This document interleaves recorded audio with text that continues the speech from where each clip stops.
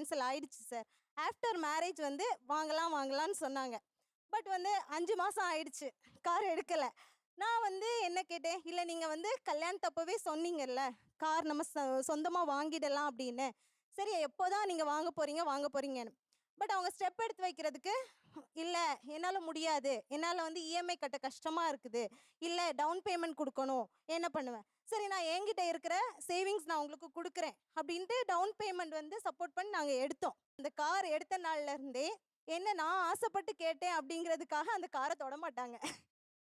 3 வருஷத்துல அந்த கார் வந்து ஓடின கிலோமீட்டர் வந்து 2000 கிலோமீட்டர் தான். வீட்ல எப்படி எடுத்துட்டு எடுத்து ரிவர்ஸ் நிப்பாட்ட மாதிரி இருக்கு. அதுதான் சார் இல்ல சார், பண்ணுவேன். அதுதான் பண்ணுவேன். அதான் பண்ணுவீங்க. என்னோட ஆசை வந்து கல்யாணத்துக்கு முன்னாடி நம்ம எப்படி இருந்தோமோ என்னவோ, இன்னைக்கு கல்யாணம் பண்ணி வந்துட்டோம். நாளைக்கு என்னோட ஹஸ்பண்டை வந்து நான் என்னோட வீட்டுக்கு போனாலோ இல்லை ஃபேமிலியோட வீட்டுக்கு வந்து போனாலோ அவங்களுக்கு ஒரு ஐடென்டிட்டி இருக்கணும். ஸோ நீங்கள் வர நேரத்தில் உங்களை மதிக்கணும். அதுக்கான இதை வந்து நான் சொல்கிறேன் சார். அது ஒவ்வொரு விஷயம் காராக இருக்கட்டும்.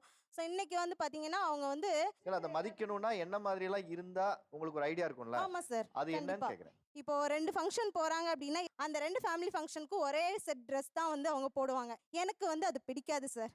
ஸோ எங்கே போனாலும் நமக்கு இருக்குதோ இல்லையோ, ஆனால் இருக்கிறத வச்சு கிராண்டாக நம்ம காமிச்சிக்கணும் அப்படிங்கிறது என்னோட ஆசை.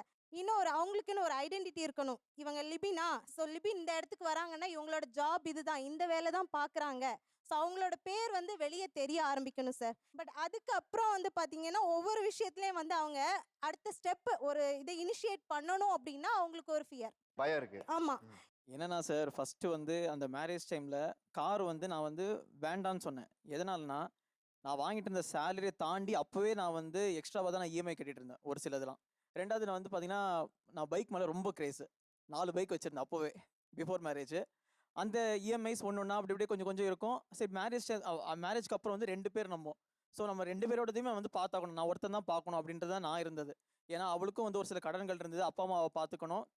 அதனால அந்த எக்ஸ்பென்சஸ் அவளோட சேலரி நம்ம டிபெண்ட் பண்ண வேண்டாம், நம்ம தனியாக தான் பார்க்கணும் எல்லாத்தையும் அப்படின்றதுனால என்னோட பைக்கை வந்து வித்துட்டு அப்படியும் வந்து எனக்கு வந்து என்னோட சேலரி தாண்டி தான் எனக்கு வந்து இஎம்ஐஸ் தான் வந்து பே பண்ணுற மாதிரி இருந்தது.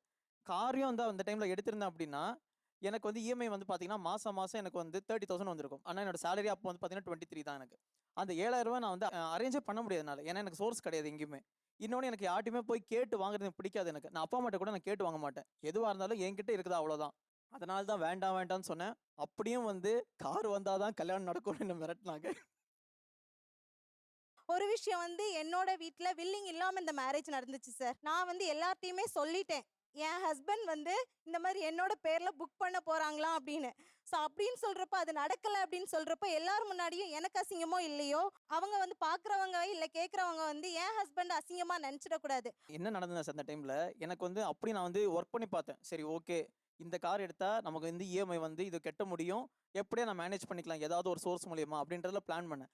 அந்த நேரம் பார்த்து எனக்கு வந்து வீட்லயும் வந்து கொஞ்சம் கேஷ் வந்து கேட்டாங்கன்றனால நான் இன்னொரு லோன் எடுக்க வேண்டியதா போயிடுச்சு. வீட்ல கேஷ் கேட்டனால இன்னும் ஆமா, அதுக்கு நான் வந்து ஒரு சின்ன லோன் தான் 50,000 தான். ஆனா அதுவே எனக்கு வந்து சிபில்ல பெருசா எனக்கு வந்து காட்டி எனக்கு வந்து லோன் எலிஜிபிலிட்டி இல்லைன்ற மாதிரி ஆயிடுச்சு.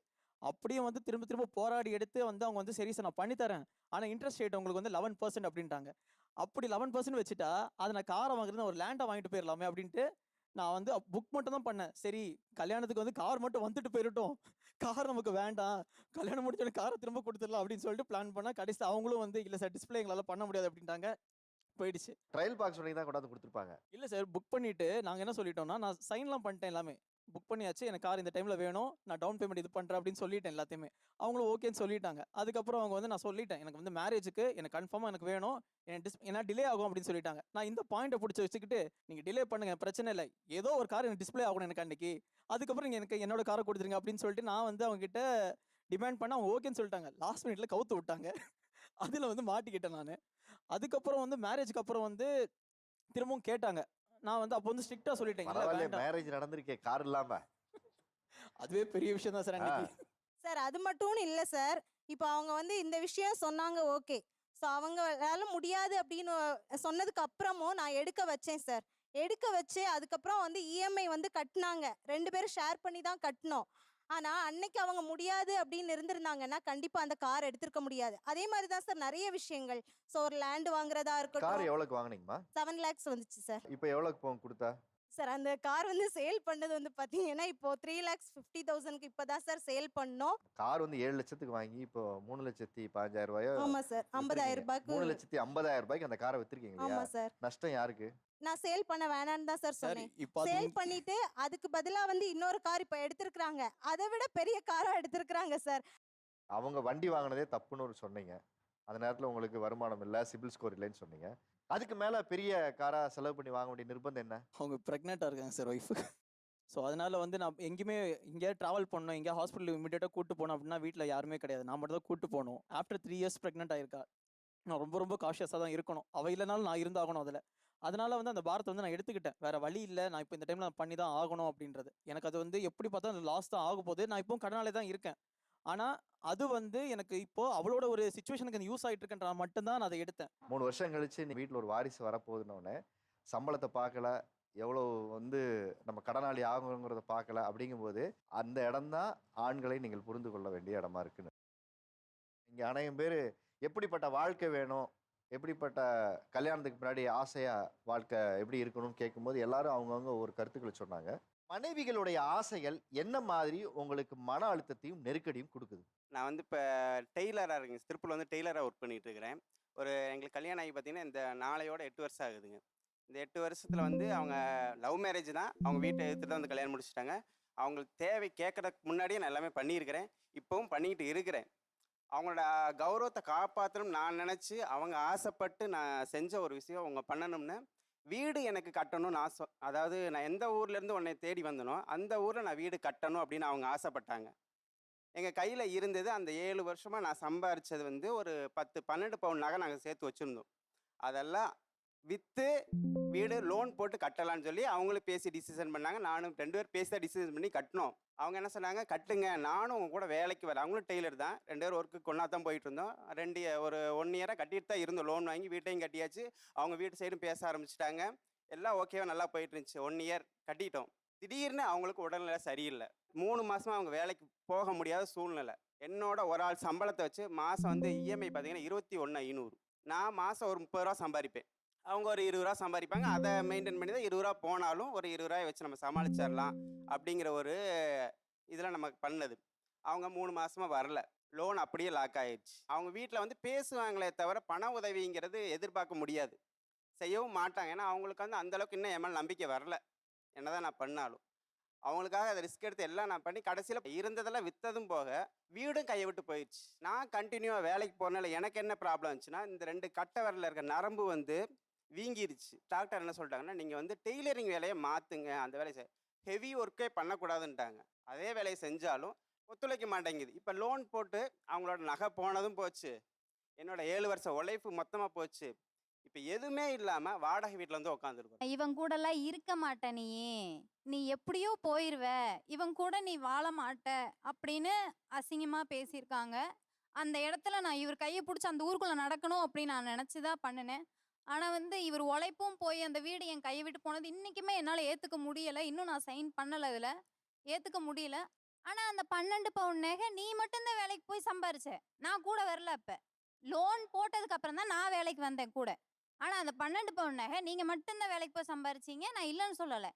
இப்ப ஏன் நகை எடுக்கணும்னு சொன்னாலும் சரி, வீட்டை பத்தி பேசினாலும் சரி வேண்டான்னு சொல்றீங்க. உங்க மேல எனக்கு நம்பிக்கை இருக்கு, ஆனா நீங்க வேண்டான்னு சொல்றீங்க. எனக்கு அது தேவை, என் பிள்ளைக்கு அது தேவை. எங்க அப்பா அம்மா என்ன கைவிட்ட மாதிரி நாளைக்கு என் புள்ள வந்து லவ் பண்ணி போனால் நான் விட மாட்டேன். என் பிள்ளைக்கு ஏதாவது வேணும், கண்டிப்பா என் பிள்ளைக்கு வீடு வேணும். அந்த 7 வருஷத்துல நாங்கள் வந்து பார்த்தீங்கன்னா ஒரு ரவுண்டுக்குள்ளே வாழ்ந்தோம். மளிகை ஜாமான்ங்கன்னா 500 ரூபாய்க்கு வாங்குவாங்க, அந்த வீக்கு ஃபுல்லாக ஓட்டுற மாதிரி. அது 400 ரூபாய்க்கு ஜாமான்ட்டு 100 ரூபா பாலுக்குன்னு வச்சுக்கோங்க. அப்படி தான் அவங்க அந்தளவுக்கு சிக்கன் பண்ணுவாங்க. வெளியில் ஹோட்டலில் சாப்பிட போல அந்தளவுக்கு சிக்கன் பண்ணி எல்லாம் பண்ணிட்டேன்.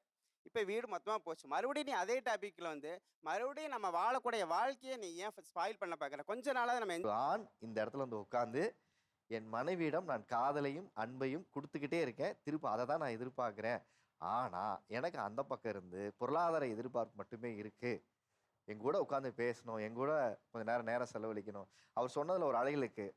நாங்க 2 பேர் மட்டும் கொடைக்கானலுக்கு போய் ஒரு 2 நாள், 1 வாரம் அந்த தங்கி இருக்கிறது இருக்குல்ல, நீங்க சிரிச்சு பேசுறதோ, மனசு விட்டு இந்த எதிர்பார்ப்புகளை களைஞ்சு உட்காந்து நம்ம பரஸ்பரமா பேசுறது இருக்குல்ல, ஒரு காஃபி குடிச்சுக்கிட்டு, அவர் அந்த ஒரு ஸ்பேஸை ஒரு ஆண் எதிர்பார்க்குறாருன்னா மனசு எவ்வளவு தூரம் இறுகி இருக்குன்னு பாருங்களேன். சார் அதுக்கு காரணம் கூட அவளுக்கு தெரியுங்க சார். அப்பா வந்து எனக்கு 3 வயசுலயே விட்டுட்டு வேற மேரேஜ் பண்ணிட்டு போயிட்டாங்க. அதனால அம்மா கூட என்னை அனாதை ஆசிரமத்துல சேர்த்துட்டாங்க. 10th வரைக்கும் நான் அங்க தான் படிச்சிருக்கிறேன். பாசங்கிறது அம்மா மேல கூட எனக்கு கிடையாது. ஏன்னா அம்மா கையால நான் சாப்பிட்டது கூட எனக்கு ஞாபகத்துல இல்ல. எனக்கு பாசம் கிடைச்சது ஃபுல்லா இவகிட்ட இருந்து மட்டும்தான் லவ் பண்ணும்போது. அது கன்டினியூவே ஆகல. பாதியிலே பிரேக்கப் ஆன மாரி அது வீடுன்னு வந்ததுக்கு அப்புறம் எல்லாமே போச்சு, ஸ்பாயில் ஆயிருச்சு. அப்ப கிடைக்காத பாசம் இவன் மூலியமா எனக்கு நிறைய கிடைக்கணும் அப்படின்னு நான் எதிர்பார்க்கிறேன். ஆனா பிளாங்காவே இருக்குது அங்க. இல்ல அதுக்கு என்கிட்ட அவங்க கேட்கறக்கு பதில் இல்ல. நான் என்ன சொல்றதுன்னு எனக்கு தெரியல. ஆனா எனக்கு அந்த வீட்ட விட்டு என்னால வெளிய வர முடியல. ஏன்னு தெரியல. அவளுக்கு எல்லாமே நான் பார்க்காம இல்ல. எல்லாமே பார்த்துட்டு தான் இருக்கேன். பாப்பாவ விட அவர் மேல கேரிங் எனக்கு அதிகமாவே இருக்கு. அவங்க கேட்கறக்கு முன்னாடியே ஒரு சாப்பாடாகட்டும், அவர் வரக்குள்ள ஏதாவது